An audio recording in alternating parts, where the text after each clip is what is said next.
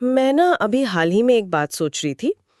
मतलब जरा सोचिए कि एक बहुत ही महंगी, एकदम शानदार स्पोर्ट्स कार है। ठीक है, स्पोर्ट्स कार। हाँ, मतलब उसका इंजन एकदम बेहतरीन है, टायर बिल्कुल नए हैं, पेंट भी एकदम चमक रहा है। हम्म। लेकिन जो उसका स्टीयरिंग व्हील है ना, हम्म। वो अपनी जगह से बस 1 इंच, सिर्फ 1 इंच खिसक गया है। अच्छा, सिर्फ 1 इंच? हाँ, तो क्या कोई भी इंसान उस कार को तेज रफ्तार में सुरक्षित चला पाएगा? बिल्कुल नहीं, मतलब वो तो सीधे जाके कहीं टकरा जाएगी। बस हमारा शरीर बिना कुछ ऐसा ही है। अक्सर ये माना जाता है कि जो फिटनेस है उसका सीधा सा मतलब है कि बस हमेशा मोशन में रहना या गति में रहना। हाँ, भारी भरकम वजन उठाना और वही तो, ट्रेडमिल पर पसीने से लथपथ होना या लगातार बस कुछ ना कुछ करते रहना। ये तो खैर एक बहुत ही आम धारणा बन चुकी है आज के समय में। आज के दौर में हमने मतलब समाज ने ये मान लिया है कि अगर कोई इंसान हिलडुल नहीं रहा है या पसीना नहीं बहा रहा है तो वो इंसान अनफिट है। बिल्कुल। और आजकल वो जो जिम ब्रो कोर वाला कल्चर है ना, हम्म। यानी सिर्फ सिक्स पैक एब्स बना लेना, हाँ हाँ, सिक्स पैक एब्स। बस उसी को स्वास्थ्य का अंतिम लक्ष्य मान लिया गया है। मतलब अगर एब्स दिख रहे हैं तो आप एकदम स्वस्थ हैं, जो कि सच नहीं है। बिल्कुल सही कहा आपने। लेकिन अगर हम प्राचीन ज्ञान और योग विज्ञान की तरफ देखें ना, तो वो हमें एक बिल्कुल ही अलग दिशा में ले जाता है। प्राचीन ऋषियों का मानना था कि जो असली ताकत है, जो असली नियंत्रण है, वो गति में नहीं बल्कि स्थिरता में है। स्थिरता में, जी। और शरीर का वो हिस्सा जो इस स्थिरता का मुख्य केंद्र है, वो कोई आपके बाइसेप्स या चेस्ट नहीं है, बल्कि वो हमारी नाभि है।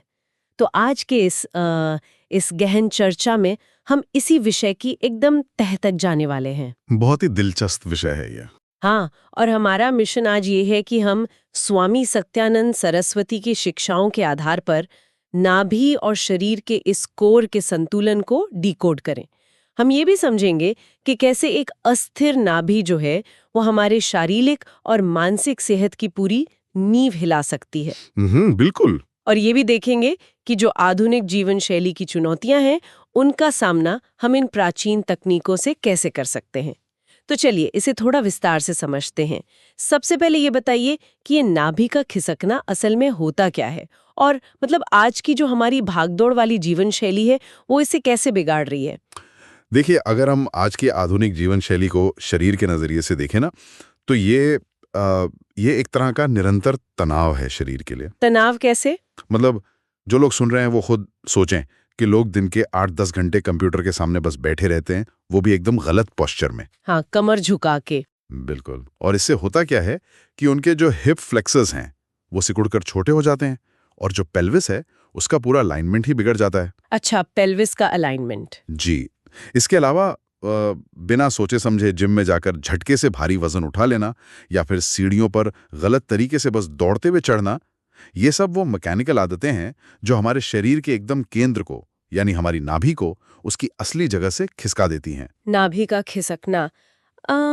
देखिए, जो लोग सिर्फ आधुनिक शरीर विज्ञान पढ़ते हैं या मॉडर्न साइंस को मानते हैं, उन्हें शायद ये बात थोड़ी अजीब या शायद अवैज्ञानिक भी लग सकती है। हाँ, ये स्वाभाविक है कि उन्हें ऐसा लगे, लेकिन अगर हम यौगिक शरीर विज्ञान की बात करें तो वो इसे बहुत ही सूक्ष्मता से समझाता है। इसके अनुसार हमारी नाभि के ठीक नीचे एक कंध होता है। कंद। हाँ, इसे आप ऐसे समझ लीजिए जैसे हमारे शरीर का कोई फाइबर ऑप्टिक नेटवर्क हो, और ये कंध उसका मुख्य सर्वर है। ओहो, मुख्य सर्वर। बिल्कुल। और यहाँ से लगभग 72,000 सूक्ष्म नाड़ियां निकलती हैं जो शरीर के हर एक सेल तक ऊर्जा पहुंचाती हैं। और यौगिक भाषा में यही वो स्थान है जिसे हम मणिपुर चक्र या सूर्य चक्र कहते हैं। अच्छा, तो ये सूर्य चक्र है। जी। और जब शरीर का अलाइनमेंट बिगड़ता है ना, हम्म। तो ये ऊर्जा का जो केंद्र है वो अपनी जगह से अस्थिर हो जाता है। इसे तो हम किसी शहर के मुख्य पावर जनरेटर की तरह सोच सकते हैं। मतलब अगर वो जनरेटर अपनी जगह से थोड़ा भी हिल जाए या उसका कोई एक तार भी खिंच जाए, तो पूरे शहर की बिजली व्यवस्था ठप हो जाएगी। अलग-अलग मोहल्लों में वोल्टेज की समस्या दिखने लगेगी। ये एक बहुत ही सटीक एनालॉजी दी है आपने। और यहाँ जो बात सबसे अधिक आकर्षित करती है वो है इन समस्याओं का विस्तार। मतलब ये सिर्फ पेट तक सीमित नहीं रहता। तो और क्या-क्या होता है? जब नाभि खिसकती है तो पेट की जो मांसपेशियां हैं वो एक अजीब से तनाव या जकड़न में आ जाती हैं। और इस लगातार खिंचाव के कारण हमारे पाचन तंत्र को जो रक्त का प्रवाह है, जो ब्लड फ्लो है, वो बहुत कम हो जाता है। अच्छा, मतलब हमारे जो अंदरूनी अंग है उनको पूरी तरह से न्यूट्रिशन या पोषण ही नहीं मिल पाता। एकदम सही। ठीक यही होता है। और लंबे समय तक जब उन्हें पोषण नहीं मिलता और ब्लड सर्कुलेशन भी बाधित रहता है, तो शरीर समय से पहले ही बूढ़ा होने लगता है। बाप रे। हाँ, और इसका सीधा असर शारीरिक स्तर पर दिखता है, जैसे बालों का असमय सफेद होना, हृदय से जुड़ी बीमारियां और यहाँ तक कि बवासीर जैसी गंभीर बीमारियां भी इसी का परिणाम होती हैं। मतलब ये कोई छोटी मोटी बात नहीं है। बिल्कुल नहीं। ये केवल पेट का कोई सतही दर्द नहीं है, ये असल में पूरे सिस्टम का फेलियर है।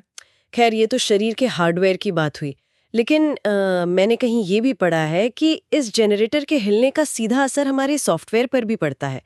मेरा मतलब है हमारे दिमाग और हमारी भावनाओं पर। क्या ये सच है? 100% सच है। देखिए, हमारी जो भावनाएं है ना, वो सीधे हमारे पेट के स्वास्थ्य से जुड़ी हुई हैं। आजकल का जो विज्ञान है ना, वो भी अब गट ब्रेन एक्सेस और एंटेरिक नर्वस सिस्टम की बात कर रहा है। हाँ, वो जिसे दूसरा दिमाग कहते हैं। बिल्कुल, पेट को दूसरा दिमाग कहा जाता है। तो मानसिक स्तर पे जब योगिक भाषा में कहें, तो जब हमारा मणिपुर चक्र सुप्त हो जाता है या अस्थिर हो जाता है, तो इंसान के भीतर अविवेक, अकारण भय, चिड़चिड़ापन, मोह और अहंकार जैसी नकारात्मक प्रवृत्तियां अपने आप जन्म लेने लगती हैं। मतलब बिना बात के डर लगना या गुस्सा आना। हाँ, आपको पता है सेरोटोनिन जैसे जो हैप्पी हार्मोन्स होते हैं ना, उनका सबसे ज्यादा उत्पादन हमारे पेट में ही होता है। अच्छा। तो जब नाभि का ये केंद्र डिस्टर्ब होता है, तो वो हार्मोन सही से नहीं बन पाते और व्यक्ति हमेशा एक अज्ञात डर या एंजाइटी से घिरा रहता है। उसे खुद नहीं पता होता कि वो परेशान क्यों है। ये सच में एक आंखें खोलने वाला तथ्य है कि जो तनाव हम शायद अपने दिमाग में महसूस कर रहे हैं, उसका असली कारण शायद हमारी नाभि में छिपा है। और इसी प्राचीन ज्ञान को आधुनिक दुनिया के सामने एकदम तार्किक रूप से लाने का जो बहुत बड़ा श्रेय है, वो स्वामी सत्यानंद सरस्वती को जाता है। इसमें कोई शक नहीं है, स्वामी जी का जो योगदान है वो अभूतपूर्व है और मैं तो कहूँगा क्रांतिकारी है। हाँ, मैंने उनके काम के बारे में पढ़ा है। हाँ, 1963 में बिहार योग विद्यालय की स्थापना करने के बाद उन्होंने एक विश्व प्रसिद्ध पुस्तक लिखी थी, आसन प्राणायाम मुद्राबंध। जी, बहुत प्रसिद्ध किताब है। उस किताब में उन्होंने ये स्पष्ट किया कि योग कोई रहस्यमयी जादू टोना नहीं है, बल्कि ये मानव शरीर का एक पूरा इंजीनियरिंग मैनुअल है। उन्होंने प्राचीन योगिक अवधारणाओं को, जैसे कि जो बंद होते हैं यानी बॉडी लॉक्स, उनको आज के आधुनिक रीढ़ की हड्डी के स्वास्थ्य के सिद्धांतों के साथ जोड़कर समझाया। और मुझे लगता है उन्होंने भावनाओं और शारीरिक कोर के बीच के संबंध को भी बहुत स्पष्टता से समझाया है। सत्यानंद योग में ये बात बहुत साफ तरीके से बताई गई है कि जो शारीरिक कोर है, उसकी मजबूती का मतलब सिर्फ जिम में जाकर सिक्स पैक एब्स बनाना नहीं है। बिल्कुल नहीं, बल्कि ये हमारी भावनात्मक स्थिरता का आधार है। जब हमारी नाभि संतुलित होती है, तो ये सीधे तौर पर हमारे स्नायु तंत्र को या कह लें नर्वस सिस्टम को शांत करती है। और इसके पीछे का जो विज्ञान है ना, वो ग्रंथियों से जुड़ा हुआ है। जो हमारे यौगिक ग्रंथ हैं, उनमें 3 मुख्य सूक्ष्म ग्रंथियों का जिक्र मिलता है, ब्रह्म ग्रंथि, विष्णु ग्रंथि और रुद्र ग्रंथि। ये ग्रंथियां शरीर में कहाँ होती हैं? देखिए, आधुनिक दृष्टिकोण से अगर हम इसे समझें, तो ये ग्रंथियां असल में कोई भौतिक मांस का टुकड़ा नहीं है, बल्कि ये हमारी मनोवैज्ञानिक और ऊर्जा की रुकावटें हैं। अच्छा, ऊर्जा के ब्लॉक्स हैं। हाँ, ये वो जकड़न है जो लंबे समय तक रहने वाले स्ट्रेस या क्रॉनिक स्ट्रेस के कारण हमारे नर्वस सिस्टम में बैठ जाती है। और जब हम शरीर में बंद लगाते हैं, तो शरीर के अंदर एक विशेष तरह का आंतरिक दबाव पैदा होता है। और उस दबाव से क्या होता है? उस दबाव से ये जो न्यूरोलॉजिकल और एनर्जेटिक रुकावटें हैं, ये खुलने लगती हैं। और तब हमारी जो सुषुम्ना नाड़ी है, जो हमारी मुख्य केंद्रीय ऊर्जा वाहिनी होती है, उसमें प्राण का जो प्रवाह है, वो एकदम स्वतंत्र रूप से शुरू हो जाता है। लेकिन एक मिनट रुकिए, मुझे यहाँ ना थोड़ा सा संदेह है। जी पूछिए। ये जो ग्रंथि, चक्र, सूक्ष्म ऊर्जा और नाड़ियां हैं, क्या ये सब एक आम इंसान के लिए थोड़ा ज्यादा नहीं हो गया? मेरा मतलब है कि कोई व्यक्ति जो दिन भर ऑफिस में कंप्यूटर पे एक्सेल शीट्स बना रहा है, उसके लिए क्या ये सब थोड़ा अमूर्त या बहुत ज्यादा स्पिरिचुअल नहीं लगता? ये सवाल बहुत लोग पूछते हैं। हाँ, मतलब एक आम ऑफिस वर्कर इन प्राचीन बंधों से आखिर कैसे जुड़ सकता है? अगर हम इसे व्यापक संदर्भ में देखें ना, तो ये बिल्कुल भी अमूर्त या सिर्फ स्पिरिचुअल नहीं है। ये पूरी तरह से बायोमैकेनिक्स है, मतलब एकदम विज्ञान है। वो कैसे? जब शरीर में कोई बंध लगाया जाता है, तो शारीरिक रूप से हमारी जो एकदम गहरी मांसपेशियां हैं, डीप मसल्स, उनको सिकोड़ा जाता है। इससे हमारे पेट के भीतर एक इंट्रा एब्डोमिनल प्रेशर बनता है। यानी पेट के अंदर का दबाव। जी। और ये दबाव क्या करता है, ये हमारे रीढ़ की हड्डी के चारों ओर एक आंतरिक कवच या आर्मर बना देता है। अच्छा, तो ये कवच हमारी रीढ़ को सहारा देता है। ये न सिर्फ रीढ़ को सहारा देता है, बल्कि ये संकुचन नर्वस सिस्टम के जो फालतू के अवरोध हैं, उनको रोकता है। जब ये अंदरूनी कवच सक्रिय होता है ना, तो हमारी वेगस नर्व के माध्यम से दिमाग को एकदम स्पष्ट सिग्नल जाता है। क्या सिग्नल जाता है? सिग्नल जाता है कि सब कुछ सुरक्षित है और सब कुछ नियंत्रण में है। और जैसे ही दिमाग को सुरक्षा का ये मैसेज मिलता है, शरीर में स्ट्रेस पैदा करने वाले हार्मोन्स जैसे कि कोर्टिसोल, उनका स्तर तुरंत नीचे गिर जाता है और इंसान की एंग्जाइटी कम हो जाती है। अरे वाह, ये तो बहुत ही लॉजिकल बात है। मतलब हम अपने शरीर के हार्डवेयर का फिजिकल बॉडी का इस्तेमाल करके अपने अंदर के सॉफ्टवेयर को रीबूट कर रहे हैं। बिल्कुल, एकदम सही समझे आप। लेकिन अगर हमारा हार्डवेयर यानी रीढ़ की हड्डी इस दबाव से सुरक्षित हो रही है, तो अब सबसे बड़ा सवाल ये उठता है कि इस सोए हुए जनरेटर को वापस चालू कैसे किया जाए? हाँ, ये सबसे जरूरी कदम है।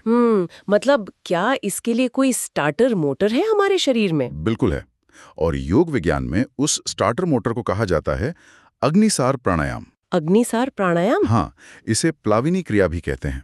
और ये नाभि केंद्र को जागृत करने का जगाने का बहुत ही शक्तिशाली अभ्यास माना जाता है। तो इसकी विधि क्या होती है और मतलब ये शरीर के अंदर काम कैसे करता है? देखिए, इसकी विधि में सबसे पहले तो अपने फेफड़ों से पूरी श्वास को एकदम बाहर निकाल दिया जाता है। मतलब फेफड़े एकदम खाली कर देने हैं। ठीक है, सांस बाहर छोड़ दी, फिर श्वास को बाहर ही रोक कर रखना है और उड्डान बंद लगाते हुए अपने पेट को नाभि की तरफ बार बार थोड़ा झटके से अंदर खींचना है और फिर ढीला छोड़ना है।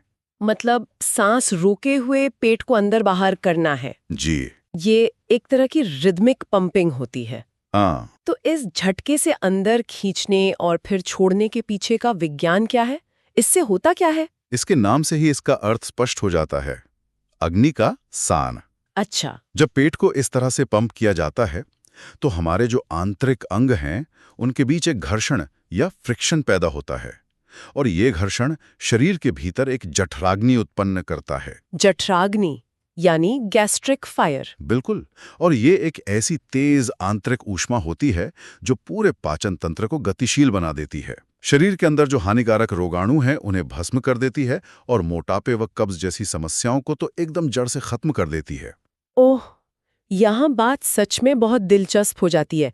मतलब ये सिर्फ कोई आम जिम वाली कसरत नहीं है जहाँ आप बस डंबल उठा रहे हैं। बिल्कुल नहीं। ये तो शरीर के आंतरिक अंगों की, जैसे कि लिवर, किडनी और आंतों की एक बहुत ही गहरी आंतरिक मालिश है।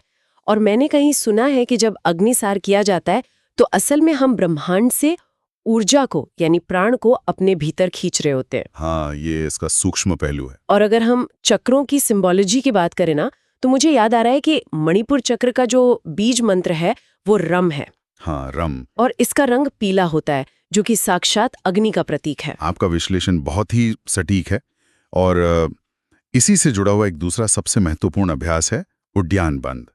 उड्डान का अगर हम शाब्दिक अर्थ देखें तो उसका मतलब होता है ऊपर की ओर उड़ना। ऊपर की ओर उड़ना मतलब क्या ऊर्जा का गुरुत्वाकर्षण के विपरीत ऊपर उड़ना? जी बिल्कुल वही। इसमें भी आपको श्वास को पूरी तरह बाहर निकालकर पेट को अपनी पीठ की तरफ इतनी गहराई से सिकोड़ना होता है जैसे कि आप अपनी नाभि को रीढ़ की हड्डी से चिपका देना चाहते हैं। बाप रे, ये तो काफी मुश्किल लगता है। थोड़ा अभ्यास चाहिए इसके लिए, पर जब ऐसा किया जाता है ना, तो हमारा जो डायाफ्राम है वो एक वैक्यूम की तरह काम करने लगता है। और ये क्रिया क्या करती है कि ये प्राण ऊर्जा को नीचे की ओर जाने से रोकती है और उसे सुषुम्ना नाड़ी के जरिए सीधे ऊपर की ओर धकेलती है। लेकिन मुझे लगता है कि स्पष्ट करना बहुत ज़रूरी है कि ये जो अभ्यास है ये हर किसी के लिए नहीं है और इन्हें किसी भी समय नहीं किया जा सकता। इसके कुछ कड़े नियम होंगे, है ना? सावधानियां अत्यंत महत्वपूर्ण हैं। इन अभ्यासों को हमेशा खाली पेट ही करना चाहिए और प्राथमिकता के आधार पर एकदम सुबह के समय, क्योंकि अगर पेट भरा होगा तो नुकसान हो सकता है। बिल्कुल। भरा हुआ पेट इस वैक्यूम प्रक्रिया में बहुत बड़ी बाधा डालेगा और आपके अंगों पर एक गलत और खतरनाक दबाव बनाएगा। इसके अलावा जी। जिन लोगों को पेप्टिक अल्सर है, हर्निया की शिकायत है या कोई गंभीर हृदय रोग है, उन्हें तो इन अभ्यासों से पूरी तरह बचना चाहिए। उन्हें ये बिल्कुल नहीं करना है। जी, सच में एक बहुत जरूरी चेतावनी है। तो मान लीजिए जो लोग अभी हमें सुन रहे हैं, कोई जिज्ञासु व्यक्ति जो बिल्कुल आज से ही शुरुआत करना चाहता है, अब वो तो सीधे अग्निसार या उद्यान बंद नहीं कर सकता ना? नहीं, वो सुरक्षित नहीं होगा। तो उसके लिए क्या व्यवहारिक उपाय हैं? मतलब कोई ऐसा तरीका जिससे वो सुरक्षित रूप से आज से ही अपने नाभि केंद्र को सक्रिय करना शुरू कर सके? शुरुआती लोगों के लिए जो सबसे बेहतरीन, सुरक्षित और एकदम प्रभावी अभ्यास है, वो है बॉडी होल्ड, या जिसे हम नाभि बंद का एक सरल रूप कह सकते हैं। अच्छा, बॉडी होल्ड। जी, इसकी तकनीक बहुत ही सटीक है और कोई भी व्यक्ति इसे अपने घर पर बहुत आसानी से शुरू कर सकता है। मैंने कहीं पढ़ा था इसके बारे में कि इस बॉडी होल्ड में बस जमीन पर सीधा लेटना होता है। पर ईमानदारी से कहूं तो ये सुनने में इतना आसान लगता है कि मुझे इस पे थोड़ा संदेह होता है। आसान लगता है पर है नहीं। वही ना? क्या वाकई में सिर्फ जमीन पर ऐसे लेटने से हमारा जो डीप कोर है वो एक्टिवेट हो सकता है? देखिए, ये लेटना इतना साधारण नहीं है जितना सुनने में लगता है। जब कोई भी इंसान अपनी पीठ के बल जमीन पर लेटता है तो उसकी जो कमर का निचला हिस्सा है, लोअर बैक, और जमीन के बीच में थोड़ा सा एक प्राकृतिक गैप रह जाता है। हाँ, एक आर्च सा बन जाता है। बिल्कुल, शायद 1 मिलीमीटर या उससे थोड़ी ज्यादा की जगह। तो बॉडी होल्ड का जो पहला कदम है, वह है अपनी नाभि को अंदर की तरफ खींचकर उस 1 मिलीमीटर के गैप को पूरी तरह से भर देना, यानी अपनी कमर को पूरी तरह जमीन से एकदम चिपका देना है। ठीक है, मतलब गैप भर दिया और कमर चिपका दी। फिर अगला कदम क्या है? फिर आपको अपने दोनों पैरों को एकदम सीधा रखते हुए जमीन से केवल 2 से 3 इंच ऊपर उठाना है। ध्यान रहे, उससे ज्यादा ऊपर नहीं, सिर्फ 2-3 इंच। हाँ, और इसके साथ ही अपने दोनों हाथों को सिर के पीछे की तरफ खींचना है। जब आप इस अवस्था में होते हैं तो शरीर में एक 360 डिग्री का तनाव पैदा होता है। आपकी जांघें, पेट, पसलियां, ये सब एक सिंगल यूनिट की तरह आपस में लॉक हो जाते हैं। और मुझे लगता है कि असल चुनौती यहीं से शुरू होती है ना? आप खुद करके देखिएगा। अगर कोई आम इंसान इस स्थिति को 20 सेकंड भी स्थिर नहीं रख पाता है, तो इसका सीधा सा मतलब है कि उसका जो डीप कोर है वो पूरी तरह सोया हुआ है। मतलब सिर्फ उसकी बाहरी मांसपेशियां ही काम कर रही हैं। हाँ, बाहर से भले ही वो फिट दिखे, लेकिन अंदरूनी स्थिरता पूरी तरह गायब है। मैंने देखा है कि जब लोग इसे करते हैं ना, तो 10-15 सेकंड में ही उनका शरीर बुरी तरह कांपने लगता है। मतलब उनका दिमाग एकदम पैनिक मोड में चला जाता है और कहता है बस कर दो, कल करेंगे, ये बहुत मुश्किल है, मुझसे नहीं होगा। और आपको पता है, यहाँ पर सबसे बड़ा मैजिक होता है, वो आहा मोमेंट आता है। कैसा मैजिक? वो जो कंपन है ना, वो शरीर का कांपना, वो कोई कमजोरी नहीं है। जब इंसान कांपता है तो उसका दिमाग पैनिक करता है और जो बाहरी 6 पैक मसल्स हैं उनसे कहता है कि मदद करो, लेकिन वो बाहरी मसल्स थके होते हैं। अच्छा, उन गहरी कोर मसल्स को स्विच ऑन करना पड़ता है जो सालों से सोई हुई थीं। ओहो। वो कंपन असल में आपके नर्वस सिस्टम की बूटिंग प्रोसेस है। दिमाग मजबूर हो जाता है उन मांसपेशियों को जगाने के लिए जो वास्तव में हमारी रीढ़ की रक्षा करती हैं। क्या बात है, ये तो सच में एक कमाल की न्यूरोलॉजिकल ट्रिक हो गई। मतलब बाहरी मांसपेशियों को जानबूझकर थकाकर हम अपनी गहरी मांसपेशियों को जगा रहे हैं। बिल्कुल। इसके अलावा मैंने एक और बहुत ही सुंदर और सरल अभ्यास के बारे में सुना है, नाभि श्वास, या जिसे नेवल ब्रीदिंग कहते हैं। हाँ, ये एक अत्यंत ध्यानपूर्ण अभ्यास है। ये शारीरिक से ज्यादा सूक्ष्म है। हमारे प्राचीन ऋषियों ने एक सूत्र दिया है ना, यथा ब्रह्मांडे तथा पिंडे। जी बिल्कुल। जिसका अर्थ होता है कि जो इस अनंत ब्रह्मांड में है वही इस छोटे से भौतिक शरीर में भी मौजूद है। तो नाभि श्वास में करना बस इतना होता है कि ध्यान लगाकर अपनी आती जाती श्वास को अपनी नाभि पर महसूस करना होता है। सही कहा आपने। और जब वो श्वास नाभि से टकराती है तो ऐसा लगता है जैसे शरीर एक पात्र या बर्तन बन गया है। और धीरे धीरे गहरे अभ्यास के साथ एक ऐसी अवस्था आती है जहां ऐसा महसूस होने लगता है कि इंसान सांस नहीं ले रहा है, बल्कि ये पूरा ब्रह्मांड उसके भीतर सांस ले रहा है। बहुत ही गहराई से समझाया आपने, और इससे ना एक बहुत ही महत्वपूर्ण सवाल उठता है। वो क्या? सवाल यह है कि क्या हम केवल मांस, रक्त और हड्डियों से बना एक सीमित शरीर हैं, या हम ऊर्जा का एक बहुत विस्तृत स्वरूप हैं? जब कोई साधक इस नाभि श्वास के माध्यम से अपने नाभि केंद्र को पूरी तरह जागृत कर लेता है तो उसके भीतर एक अद्भुत आत्मविश्वास आता है। उसके विचारों में स्पष्टता आती है और एक अदम्य मानसिक शक्ति का संचार होता है। वो इंसान फिर इस दुनिया में सिर्फ सरवाइव नहीं करता, वो जीवन शक्ति से भर जाता है। सबका असल मतलब क्या है? मेरा मतलब है कि हम सभी के लिए जो आज के समय में हजारों ईमेल्स, सोशल मीडिया की अंतहीन नोटिफिकेशंस, ओवरथिंकिंग, सूचनाओं के इतने भारी बोझ और लगातार एंजाइटी के तले दबे हुए हैं, हमारे लिए ये प्राचीन ज्ञान किस काम का है? देखिए, इसका सबसे बड़ा फायदा ये है कि ये जो ज्ञान है, ये हमारे लिए आंतरिक शांति और स्थिरता प्राप्त करने का एक शॉर्टकट है। शॉर्टकट? हाँ, आज का आधुनिक इंसान अपनी हर समस्या का समाधान बाहर खोज रहा है। उसे नई दवाइयां चाहिए, नए गैजेट्स चाहिए, नए थेरेपिस्ट चाहिए। ये बात तो एकदम सच है। लेकिन अगर वो इंसान सिर्फ अपने केंद्र को, अपनी नाभि को स्थिर कर ले, तो उसका नर्वस सिस्टम अपने आप शांत हो जाता है। बाहर का जितना भी शोर है, ऑफिस का तनाव है, दुनिया की जो अफरा तफरी है, ये सब चीजें उसे अंदर से हिलाना बंद कर देती हैं। ये वास्तव में एक बहुत ही शक्तिशाली और मुक्ति देने वाला विचार है। मतलब अपनी भागती हुई सांस को वापस अपनी नाभि तक ले जाना, उस 1 मिलीमीटर के गैप को भरना और अपने शरीर की सोई हुई ऊर्जा को बस फिर से जगाना। बिल्कुल। और जाते जाते मैं इस विषय से जुड़ा हुआ एक रहस्यमय और विचारोत्तेजक तथ्य जरूर साझा करना चाहूंगा, जो शायद सुनने वालों को सोचने पर मजबूर कर देगा। अच्छा, एक ऐसा तथ्य जो शायद किताबों में आसानी से नहीं मिलता।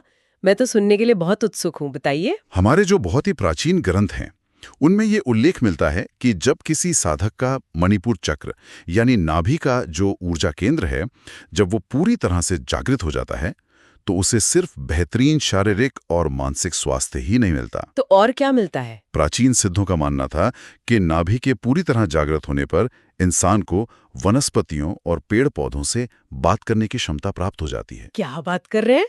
पेड़ पौधों से बात करना? जी हाँ, प्राचीन काल के जो आयुर्वेद के बड़े ज्ञाता थे, वे जड़ी बूटियों का गहरा रहस्य और उनके गुण इसी चक्र के माध्यम से समझते थे। वे एक विशिष्ट औषधि का लेप अपनी नाभि पर लगाते थे, एकदम गहरे ध्यान में जाते थे और प्रकृति की जो सूक्ष्म भाषा है उसे डिकोड कर लेते थे। वाह, ये तो सच में रोंगटे खड़े कर देने वाला विचार है। अगर एक मजबूत और संतुलित कोर हमें प्रकृति की गुप्त भाषा समझने के काबिल बना सकता है, तो जरा सोचिए हमारे इस छोटे से शरीर में इस ब्रह्मांड के कितने और अनसुलझे रहस्य छिपे होंगे। ऐसा लगता है जैसे हम तो बस सतह को ही खुरच रहे हैं अभी। बिल्कुल, ये मानव शरीर संभावनाओं का एक असीम ब्रह्मांड है। बस जरूरत इस बात की है कि हम सही जगह पर अपना ध्यान केंद्रित करें। और वो चाबी है हमारे नाभि और हमारी श्वास। तो इसी गहरे और रहस्यमय विचार के साथ हम आज के इस विश्लेषण को यहीं विराम देते हैं। आशा है आज की इस बातचीत ने आप सभी को अपने भीतर की उस स्थिरता को खोजने के लिए प्रेरित किया होगा, जो हमेशा से आपके ही अंदर मौजूद थी। अपनी नाभि से जुड़िए और इस विशाल ब्रह्मांड से जुड़ जाइए। अगली बार फिर मिलेंगे एक नए विषय के साथ। दोस्तों, वीडियो को लाइक करें, कमेंट करें, शेयर करें और चैनल को सब्सक्राइब करना न भूलें, जिससे ऐसी ही उपयोगी वीडियो बनाने का उत्साह बरकरार रहे। धन्यवाद।